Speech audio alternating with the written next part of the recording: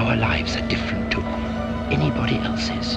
Nobody in the universe can do what we're doing. Have you ever thought what it's like to be wanderers in the fourth dimension? Have you? I'm not just a Time Lord. I'm the last of the Time Lords. Do I have the right? One day, I shall come back. Yes, I shall come back. Until then, there must be no regrets, no tears, no anxieties. Just go forward in all your beliefs and prove to me that I am not mistaken in mine. Hey everyone, today I'm going to be talking about my top 10 Doctor Who episodes ever. This channel's kind of become a Doctor Who channel lately, and I've loved talking about the show. I've been a massive Doctor Who fan for ages, especially Classic Who. I know that there's some people that only like Classic Who, and others who've never seen it at all, but I like both iterations, so my top 10 list will be drawing from both, and I'm sure you'll be able to pick up which parts of each era I like the most. So let's get into my top 10 Doctor Who episodes ever. Starting off at number 10, we have Midnight. Midnight is everything I love about Doctor Who. It's where a low budget forces the show to be creative. The whole episode basically takes place in one room, as the 10th Doctor journeys across the planet Midnight. It's certainly one of the creepiest episodes of New Who, and it definitely feels inspired by the Edge of Destruction, which I've just got done talking about, except this time it's everything I actually wanted from the episode. Something enters the ship and begins possessing one of the passengers, called Sky Sylvester. It forces her to keep repeating what the others are saying, only what she's repeating keeps getting closer and closer to what's actually spoken, and eventually she overtakes them. Seeing the Doctor helpless as the passengers start to panic and threaten to throw him out of the ship really makes this episode one of my favourites. David Tennant gives such a fantastic performance, and you can really see the fear in his eyes as he loses control of himself and is about to be dragged off the ship. The episode has the perfect amount of creepiness, and also some interesting commentary on mob mentality. It shows how quickly people turn on each other and gang up on someone during a crisis when everyone's panicked. I won't spoil the episode too much, in case you haven't seen it, but it's great all the way through. All the cast give a great performance in the episode, and the episode's able to capture each of the passengers' personality in such a limited time, which really is great writing. Also, fun fact you probably already knew if you're a Doctor Who fan, Professor Hobbs is played by David Troughton, who's the son of the second Doctor, Patrick Troughton. Speaking of Patrick Troughton, at number 9 we have the 10-part classic, The War Games. Despite being about 4 hours long, it really doesn't feel like a 10-parter at all, and flies by. The Doctor, Jamie and Zoe are brought into a series of fake historical wars, along with soldiers throughout history. The games are being run by the Warlord, as part of a plan to conquer the galaxy. It's the final Patrick Troughton story, and also the final black and white serial, and it's where we first meet the Time Lords. And it's still my favourite portrayal of them. These Time Lords are actually a little creepy, and they feel cold and omnipotent. They're also kept quite vague, and we're not really sure who they are at that point. They have an almost ethereal quality to them, that reminds me of the elves from Lord of the Rings. I actually covered this in my 60s Doctor Who video, if you want to check out more about it. We see the Doctor pleading for his life, after the Time Lords put him on trial for interfering in time, and the ending really is dark. His companions are sent back to their original times, and they have their memories wiped, except for their first journey with the Doctor. The Warlord is removed from time as though he never existed, and it really shows how powerful the Time Lords are. The Doctor himself is sentenced to death, and his regeneration is one of the darkest moments in Doctor Who. He's forced to regenerate, and is shouting no as he fades into darkness. The War Games was also the first time both the Doctor and his companions left the show at the same time, leaving a completely new cast to take over. At number 8 is the two-parter The Impossible Planet and The Satan Pit. I'm treating this as one episode, because you can't really split them up. And where do I even start with them? It's got everything I love about Doctor Who in 90 minutes. Tension, horror, and things even the Doctor can't explain. It also manages to deal with religion and sci-fi in a clever way that can be difficult to do. The episode starts with the Doctor and Rose landing on a human base orbiting a black hole. The base is kept in place and doesn't fall in, which even the Doctor can't explain. It's as though it's been locked in place. The TARDIS fails to translate an ancient language that appears on objects found near the base, and I love the growing tension in the episode, as the Doctor can't explain what's going on, and eventually even loses the TARDIS. We're introduced to the Ood, which were a throwback to the Sensorites from the William Hartnell era, so I also appreciate that. When the drilling team uncover a pit far below the surface, the Ood suddenly become affected by something called the Beast. The Doctor eventually descends the pit, and doesn't even know if he'll return. One of my favourite moments is the Beast somehow knowing the crew's fears and doubts, and when they're trying to escape, he uses their fears to try and stop them leaving. It's such a great two-parter, and I actually think it's a little underrated. I really want to do a longer video on the episode, as there's so much to talk about with this one. I might have to start a new Who rewatch, along with my classic Who one. Let me know if you're interested in the comments. My only criticisms of the episodes are how did the TARDIS end up in the pit that was sealed? And also I don't like the title of the second part. It kind of ruins the ambiguity of who the Beast is, and the episode itself tried to keep it a bit more vague and up to interpretation. At number 7 we have another Patrick Troughton serial, The Tomb of the Cybermen. I'd even say it's his best episode, and also the best Cybermen story. This episode has that claustrophobic feeling to it, and the shadowy black and white picture makes you think something could be lurking around any corner. It follows the Doctor, Jamie and Victoria as they land on Telos. They meet an expedition crew that are trying to get into an ancient tomb. It's a bit Indiana Jones before Indiana Jones existed. The tomb itself has traps and hidden doors, and the expedition crew are out for themselves. It also has one of my favourite moments in the show, as the tomb is opened and the Cybermen awaken. The scene has such iconic music. The cyber controller emerges and walks up to the man who freed him, and he tells him, "You will become like us." It's such a great moment, and despite all the tension in the story, it also has a really nice moment where the Doctor comforts Victoria. She'd lost her parents in the previous episode, and the Doctor tries to make her feel better. At number 6 we have another two-parter. This time it's The Empty Child and the Doctor dances. The episode is Stephen Moffat's debut, and he gets off to a great start.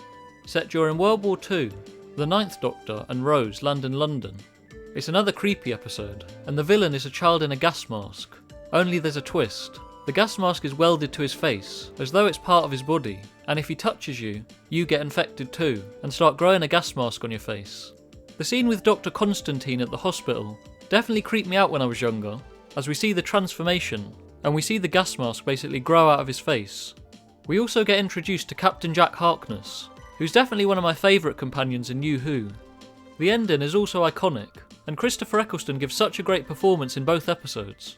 It was the first episode of New Who that showed it could still be scary, and scare another generation of children watching. Now this one might be a surprise for some people. I'm not actually sure how well regarded this episode is, but I love it. At number 5 we have Utopia. I'm only including this part in what could be considered a three-parter, as I think it's by far the best one. As the 10th Doctor refuels the TARDIS in Cardiff, Captain Jack reappears, for the first time since his resurrection in Series 1 by Rose. She accidentally made him immortal, or near enough, and that seems to scare even the Doctor. The Doctor sees him running towards the TARDIS, and tries to take off, leaving him behind. Jack grabs onto the TARDIS, and the TARDIS tries to shake him off, as if it can sense his presence is wrong. The TARDIS takes them to the end of the universe, just trying to get rid of him. But Jack's reintroduction, and him meeting the 10th Doctor for the first time, isn't even the best part of the episode. The best part is Professor Yana. Derek Jacobi gives a great performance as the Professor. At first he seems like just a kindly old man, yet every now and again we see he's troubled by a strange drumming sound in his head. The episode culminates as Martha, who really is an underrated companion, discovers the Professor's fob watch. It isn't an ordinary watch. It means he isn't human at all, and is secretly a Time Lord, and it's a secret even to himself. The watch has a perception filter, meaning the Professor barely even looks at it. The best moment in the episode is Martha telling the Doctor. She and Jack expect the Doctor to be happy, as he isn't the only Time Lord left now, but instead he looks horrified, and we soon learn that not all Time Lords are good, and that one of the Doctor's greatest villains has been hiding at the end of the universe. Now it's back to Classic Who, for Tom Baker's greatest story. At number 4, we have Genesis of the Daleks. Terry Nation, the original writer for the Daleks, returns to give them an origin story, and the result is one of the best stories in Doctor Who. The 4th Doctor, along with Sarah Jane Smith and Harry Sullivan, arrive on Skaro before the Daleks' creation. The Time Lords give the Doctor the task of stopping the creation of the Daleks. Skaro's basically been destroyed by a war between the Kaleds and the Thals, who've been at war with each other for years and years. We get the introduction of Davros, the creator of the Daleks. Davros is the lead scientist for the Kaleds, and he creates the Mark III travel machine, which later becomes the Dalek. What makes the episode great is the moral dilemma faced by the Doctor. Does he have the right to wipe out the Daleks, if it will save millions of lives? Or will it make him just like the Daleks, if he wipes them all out? It also has a great ending, as the Daleks take shape, and their creator faces the consequences of his creation. Now we're into the top 3. And number 3 is the best Dalek story in all of Doctor Who, the Dalek invasion of Earth. If you're familiar with my channel, you probably could have predicted that I'd rate this highly. The first Doctor, Ian, Barbara and the Doctor's granddaughter, Susan, arrive on Earth in the future. They find the planet has already been taken over by Daleks. This was only the second appearance of the Daleks in the show, and the first time a villain returned. Only this time it wasn't on some faraway planet. The Daleks were on Earth. The iconic scenes with the Daleks in London are great, and the initial reveal of what's taken over London is one of the best cliffhangers in classic Who. It's a shame that it's kind of spoiled now, as if you want to watch the serial you can already see the title, but initially it would have been a surprise, as the first episode is just titled World's End. One of my favourite things about the serial is that it's not just the Daleks the TARDIS crew have to worry about. When times get desperate, humans are even willing to collaborate with the Daleks, just to save themselves. The serial also has the sad farewell, where the Doctor says goodbye to his granddaughter. Throughout Susan's time on the show, she's wanted to belong somewhere, and in her final appearance she finally gets that with David. William Hartnell's performance is great, especially as he says goodbye to Susan. Also, Ian and Barbara are my favourite classic Who companions. It's so refreshing to have slightly older companions. They're both school teachers in their 30s, and I love the fact that they aren't in constant awe of the Doctor, and they're smart and competent in their own right, and they're even willing to stand up to him when necessary. The Dalek invasion of Earth is my favourite Dalek story, and also my favourite serial from William Hartnell's era. You probably could have guessed that this one would be on here. At number 2 we have Blink. The Doctor's barely in the episode, and it follows Sally Sparrow played by Carey Mulligan. Blink is one of the creepiest episodes in all of Doctor Who. We're introduced to the villains, the Weeping Angels. They're creatures that can't move when they're being observed, which is only a problem if you have to blink. It's such a well-written episode and has a great story. It blends horror and mystery perfectly with the show's sci-fi elements. This episode was also written by Stephen Moffat, and he's really great in these one-off episodes. The Doctor is trapped back in time, without the TARDIS, and he has to communicate with Sally via Easter eggs he's left on DVDs. The Weeping Angels are such great villains, and they have such a unique weakness. I also love how the viewer's eyes also count towards the Weeping Angels being observed. Blink again shows how Doctor Who can take ordinary objects and make them scary. Before we get to number 1, I have some honourable mentions. First of all, The Mind Robber, the weird 60s episode where the Doctor finds himself outside reality, and it's definitely one of the creepier episodes, which I've covered in my 60s Doctor Who video. Also, The Parting of the Ways, the final 9th Doctor story. It handles the 9th Doctor's exit perfectly, and reintroduces the audience to regeneration. And lastly, The Waters of Mars. We see the Doctor without a companion, and how wrong that can go for him. David Tennant gives such a great performance, as we see what happens when power goes to the Doctor's head. So now for number 1, my favourite Doctor Who episode of all time. At number 1 is the two-parter The Family of Blood and Human Nature. The Family of Blood are after the 10th Doctor, so he decides to hide himself as a human. Well, not just hide himself, he actually becomes human. It introduces us to the Fob Watch, which is the device that when opened will change him back to a Time Lord, but he can't really see it due to the perception filter. Martha is great in the episode too, and again is an underrated companion. She's given a list of rules to help the Doctor, who once he's become human will forget who he is. Poor Martha is always thrown in at the deep end. What really makes the episode great is that the Doctor accidentally falls in love, and when confronted with changing back, he really doesn't want to, as he finally gets the chance to be happy. His human disguise is, for all intents and purposes, a real person, John Smith, who basically has to kill himself for the Doctor to come back. John Smith is a kind man, and he has to sacrifice his future with Joan to save the day. And the ending really is perfect. We learn the Doctor wasn't really trying to save himself, he was trying to save the Family of Blood from him. They each want to live forever, so the Doctor gives them what they want, in a chilling performance by David Tennant again. He really plays both roles perfectly in this two-parter. The kind man that's John Smith, and also the Doctor at one of his darkest moments, as he takes revenge on the Family of Blood, who robbed him of being happy as John Smith. I really can't recommend this two-parter enough, and I'd actually recommend every episode on this list to all Doctor Who fans, whether you only like classic Who or only watch New Who. So that's my top 10 list of the greatest episodes of Doctor Who. I've seen a lot of Doctor Who, but I haven't seen everything. I have seen more than the average person, but there's still quite a bit I haven't seen. As you can probably tell, my favourite eras are the black and white era, in the 1960s, and New Who series 1 to 4, and including the specials.